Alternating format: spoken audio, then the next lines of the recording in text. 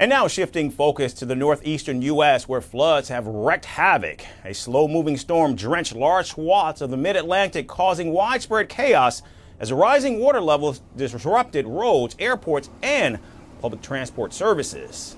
In New York City, floodwaters poured into the subway stations, shutting down trains during rush hour and forcing passengers to kneel on their seats to avoid getting drenched.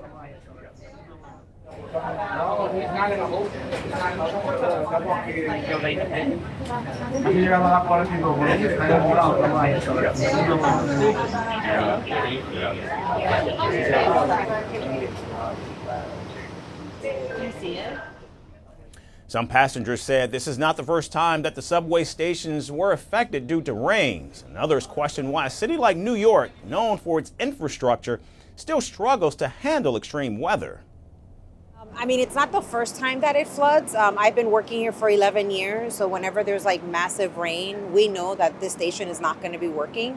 I hope that we can fix it because it was quite an inconvenience for me last night. But actually, we didn't get any warning, so we didn't prepare just well for those one, I believe.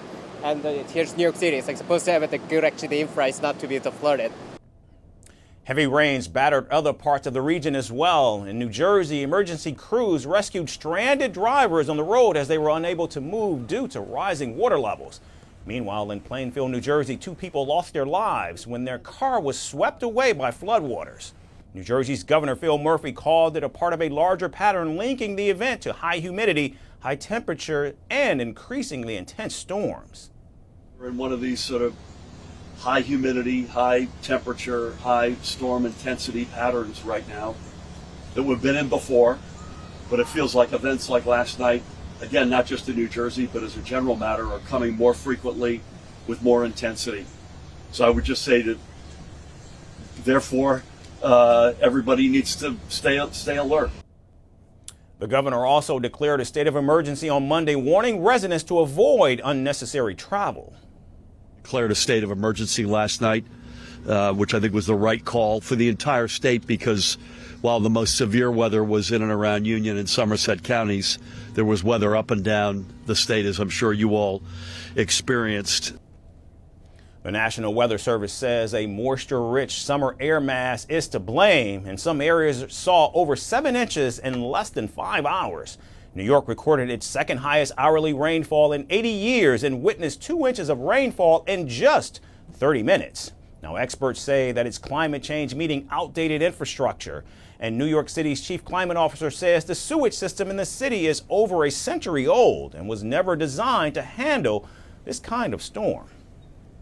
Many of you recognize, and we've been talking about for several years, the fact that the city's sewers were designed over the last 100 or 200 years to deal with an intense rainstorm of up to 1.75 inches per hour.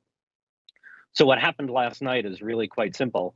The pipes were designed for a certain amount of water. A lot more water fell from the sky and was trying to get into them.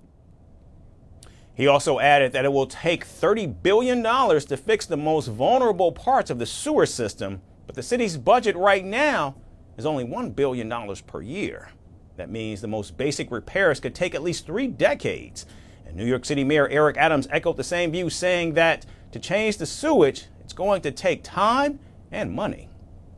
And in order to change and build out our sewer systems, what we're going to do is going to take time and money. That's something that we've allocated to doing so.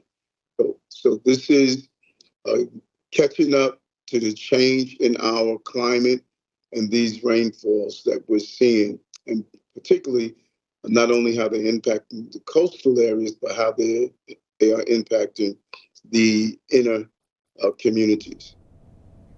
And these floods come just weeks after 131 people died in Texas due to similar extreme weather.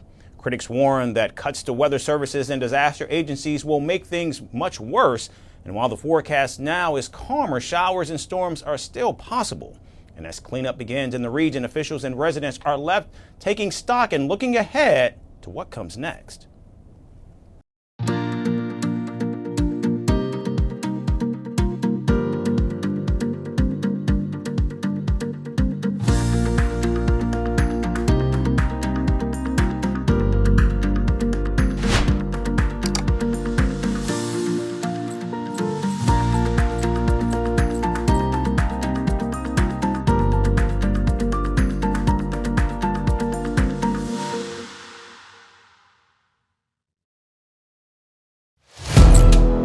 Firstpost now available in 9 languages on YouTube. English, Stands at $36 trillion. French, Le FMI, comme German, Geschäftsführenden Direktor, Hindi, $30 trillion kakarjo. Indonesian, Pemerintah tanpa pemeriksaan. Italian, Kali radikali. Japanese, 4 兆ドル以上も Portuguese, por causa do próprio balanço patrimonial. Spanish. Beautiful bill. Go to Settings, click on Audio Track and select the language of your choice. Be the first to know what's happening around you in your first language. Firstpost.